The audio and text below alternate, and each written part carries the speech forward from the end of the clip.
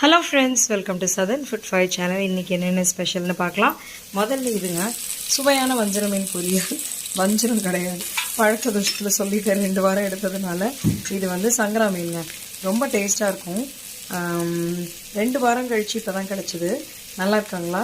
சங்கரா மீன் தான் இருக்கிற மீன் வகைகள்லேயே கொஞ்சம் சாஃப்டாக இருக்கும். நம்ம வீட்டில் சங்கரா மீன், அப்புறமா வஞ்சரம் மீன், அதுக்கப்புறம் வந்து ஊழி மீன் வாங்குவோம்.